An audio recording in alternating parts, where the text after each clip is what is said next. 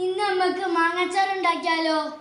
ഇതിലേക്ക് ആവശ്യമുള്ള സാധനങ്ങൾ: മുളക്, ഇഞ്ചി, കരിവേപ്പ്, ചപ്പ്, വെളുത്തുള്ളി. ഇത് നമുക്ക് മിക്സിയിൽ ഒതുക്കാനുള്ളതാണ്.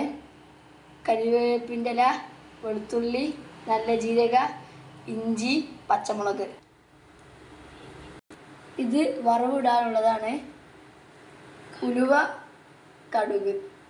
ഇത് നമ്മൾ തലേ ദിവസം അരിഞ്ഞു വെച്ച് കല്ലുപ്പ് വെച്ചിട്ടതാണ്. നമ്മൾ ഉപയോഗിക്കുന്നത് എള്ളെണ്ണയാണ്. ചട്ടി ചൂടായതിനു ശേഷം കുറച്ച് എള്ളെണ്ണ ഒഴിക്കുക.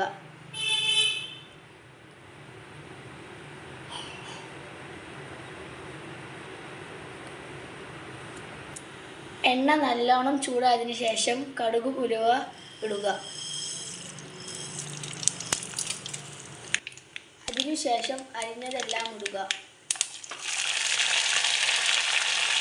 ഇത് എല്ലാം വാടിയതിനു ശേഷം അരിഞ്ഞു വെച്ച മാങ്ങ ഇടുക.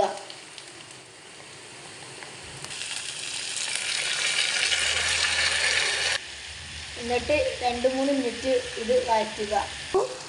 നമ്മൾ ഒതുക്കി വെച്ച സാധനങ്ങൾ മാങ്ങയിലേക്ക് ഇടുക.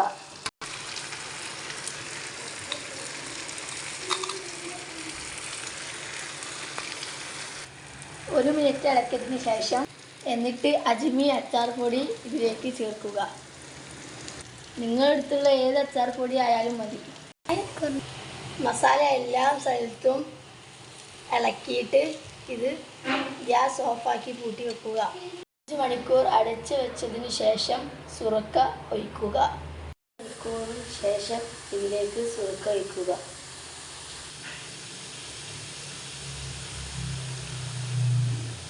അച്ചാർ റെഡി. പിന്നെ ഇത് ബോട്ടിലേക്ക് ആക്കിയിട്ട് 5 ദിവസം ശേഷം ടേസ്റ്റ് ചെയ്യുക.